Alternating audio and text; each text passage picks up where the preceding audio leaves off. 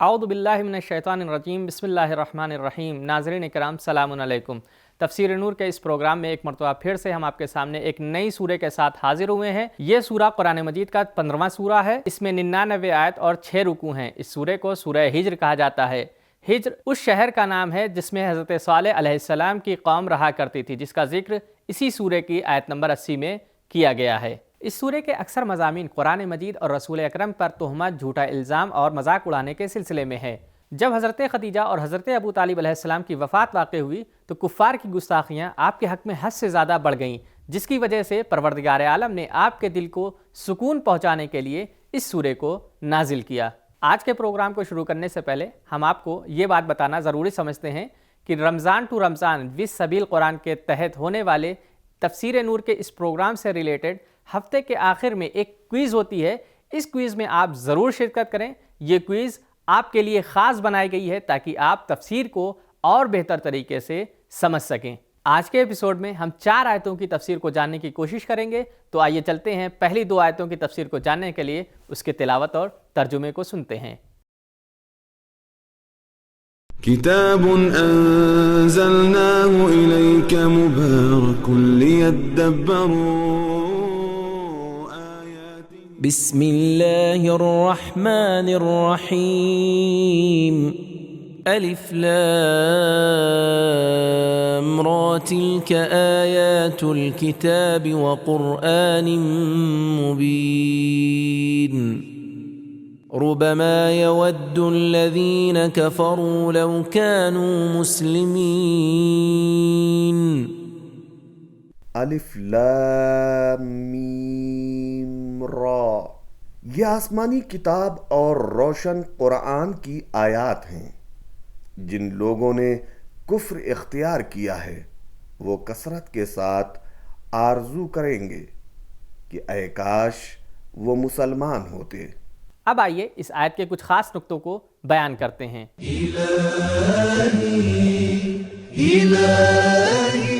अलिफ, तफसीर तबरी और तफसीर मजमउल बयान में दूसरी आयत की तफसीर के सिलसिले में एक हदीस नकल की गई है कि जब कुफ्फार जहन्नम का अजाब झेल रहे होंगे तो उस वक्त उन गुनहगार मुसलमान से कहेंगे, तुम तो मुसलमान थे, इस्लाम तुम्हारे क्या काम आया, तुम भी हमारी तरह जहन्नम में हो।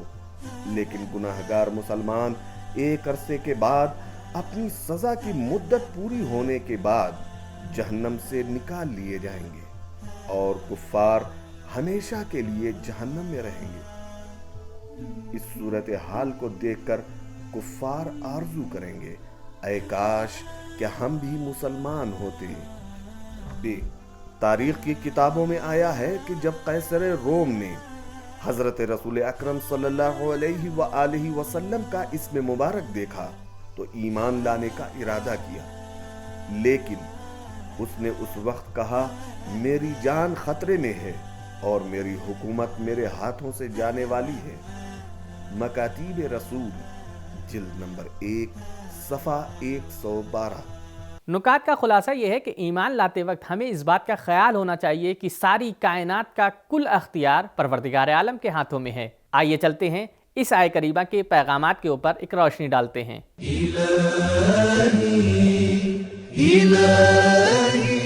एक, कुरान करीम एक अजीमुल मर्तबत किताब है, लेकिन उस तक रसाई निहायत आसान है क्योंकि तहरीरी सूरत में है।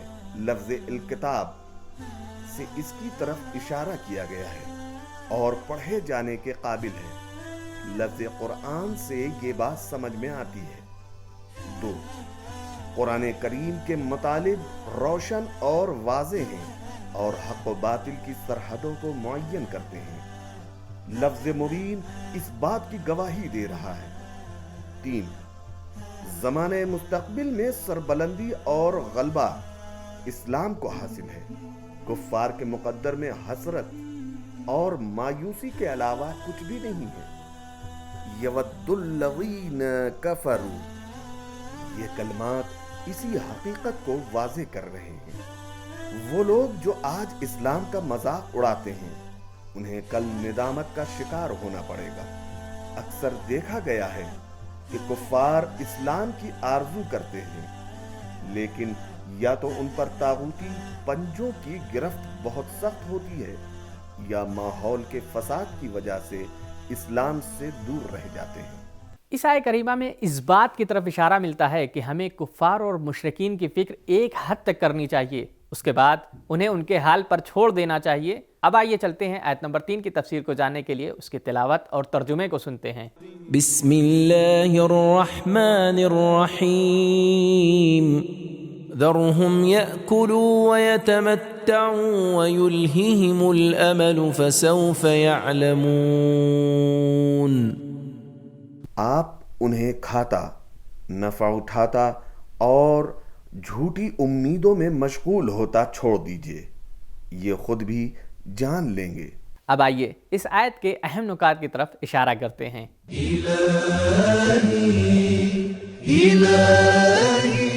الف ذرہم کا جملہ یہ بتاتا ہے کہ کفار کو اپنے حال پر چھوڑ دینے کی بات کا سبب خود ان کی ہٹ دھرمی اور سرکشی ہے، کیونکہ اللہ تعالیٰ نے انبیاء علیہم السلام کو تمام انسانوں کی ہدایت کے لیے مبعوث فرمایا تھا، کسی کو اس کے حال پر نہیں چھوڑا۔ اسی مقصد کو قرآن مجید نے بارہا بیان فرمایا ہے۔ مثلاً وَنَذْرُهُمْ فِي طُغْيَانِهِمْ يَعْمَهُونَ، ہم ان کو ان کی سرکشی میں چھوڑ دیتے ہیں تاکہ وہ اسی میں سرگرداں رہیں۔ سورہ انعام آیت نمبر 110۔ ایک دوسرے مقام پر فرمایا وَيَمُدُّهُمْ فِي طُغْيَانِهِمْ، اللہ تعالیٰ انہیں ان کی سرکشی کے دوران ڈھیل دیتا ہے۔ سورہ بقرہ آیت نمبر 15 بے۔ انسان امید کے سہارے زندہ ہے، اگر کسی دن اس سے سہارا چھین لیا جائے تو اس کی ساری کائنات بکھر کر رہ جائے گی، لیکن ہر امید قابل تعریف نہیں ہے۔ کچھ امیدیں ایسی بھی ہیں جن کی اسلام نے مذمت کی ہے، اور وہ یہ ہیں: 1 طولانی امیدیں، بڑی بڑی خواہشیں۔ 2 صرف امید رکھنا اور کام نہ کرنا۔ 3 امید بہت زیادہ اور کوشش کم۔ 4 بہت زیادہ امیدیں۔ 5 برے کاموں اور برے لوگوں سے امیدیں وابستہ کرنا۔ جی رسول اکرم صلی اللہ علیہ وآلہ وسلم نے فرمایا، میں تمہارے بارے میں 2 چیزوں سے ڈرتا ہوں، ایک خواہشات نفس کی پیروی جو تمہیں حق سے دور کر دے گی، اور دوسری لمبی آرزوئیں جو تمہیں آخرت سے غافل کر دیں گی۔ دعائے کمیل میں ہے حبسنی عن نفعی بعد امالی، کیونکہ لمبی امیدیں انسان کو نیکیوں سے محروم کر دیتی ہیں۔ آیت کے نکات کے بعد اب آئیے اس کے پیغامات کو بھی جان لیتے ہیں۔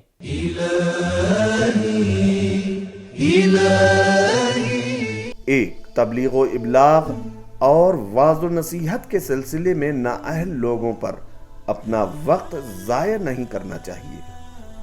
2 بعض اوقات انسان کفر و ضلالت کے دلدل میں اس قدر پھنس جاتا ہے کہ اس پر انبیاء کی حکمت آمیز باتیں اور ان کا ڈرانا بھی کچھ اثر نہیں کر سکتا۔ 3 جو آرزویں انسان کو غفلت میں ڈال دیں وہ غلط آرزویں ہیں، لیکن وہ آرزویں جو تلاش و کوشش کے لیے مہمیز کرتی ہیں وہ قابل تعریف ہیں، کیونکہ قرآن مجید میں آیا ہے والباقیات الصالحات خیر عند ربکم ثوابا وخیر عملا۔ سورہ کہف آیت نمبر 46۔ 4 اللہ تعالیٰ کی طرف سے ملنے والی ڈھیل کو اس کے لطف و کرم سے تعبیر نہیں کرنا چاہیے۔ بعض اوقات ڈاکٹر مریض کے طرفداروں سے کہتا ہے کہ اسے اپنے حال پر چھوڑ دیجئے، جو کچھ وہ کھانا چاہے اسے دے دیجئے، کیونکہ اب وہ صحت یاب ہونے والا نہیں ہے۔ آیت نمبر 3 سے کچھ ایسا ہی اشارہ ملتا ہے۔ پیغام کا خلاصہ یہ ہے کہ اللہ کی نعمتوں کے نازل ہونے کے 2 سبب ہیں۔ پہلا سبب یہ ہے کہ اللہ اپنے کرم کی وجہ سے انسانوں پر اپنی نعمتوں کو نازل کرتا ہے، اور کبھی کبھی سرکش انسان کو ڈھیل دینے کے لیے پروردگار عالم اپنی نعمتوں کو نازل کرتا ہے، کیونکہ ہر انسان کو پلٹ کر اسی کی بارگاہ میں واپس جانا ہے۔ اسی طرح سے اس آیت میں یہ بھی بیان کیا گیا ہے کہ اللہ کسی بھی قوم کو عذاب کرنے سے پہلے اسے ایک مہلت ضرور دیتا ہے۔ تو آئیے چلتے ہیں آج کی آخری آیت کی تفسیر کو جاننے کے لیے اس کی تلاوت کو سنتے ہیں۔ بسم اللہ الرحمن الرحیم وما أهلكنا من قرية إلا ولها كتاب معلوم۔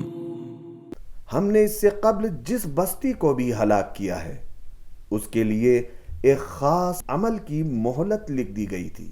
آیت کریمہ کے ترجمے کو سننے کے بعد آئیے اس آیت کے کچھ پیغامات کو جان لیتے ہیں۔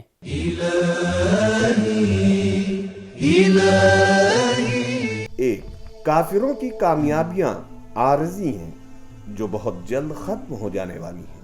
دو، اگر ہم چاہیں تو کفر کی طاقت کو بنیاد اور جڑ سے اکھاڑ پھینکیں، لیکن ہمارا طریقہ کار ازل سے یہی چلا آ رہا ہے کہ ہم ڈھیل دیتے ہیں اور سزاؤں کو ٹالتے رہتے ہیں۔ تین، الہی مہلت سے ہمیں مغرور نہیں ہونا چاہیے۔ چار، معاشرہ ہو یا تاریخی دور اور وقت، ہر ایک کے لیے مقرر اوقات ہیں۔ اس آیت کے پیغام سے ہمیں یہ سمجھ میں آتا ہے کہ جو خدا نعمتوں کو نازل کرنے والا ہے وہی خدا سرکشی کرنے پر عذاب کرنے کے اوپر بھی قادر ہے۔ یہ تھا ہمارا آج کا ایپیسوڈ۔ اگلے ایپیسوڈ میں آپ سے پھر ملاقات ہوگی، تب تک کے لیے شکریہ۔ خدا حافظ۔ سبیل قرآن، ہدایت کا راستہ۔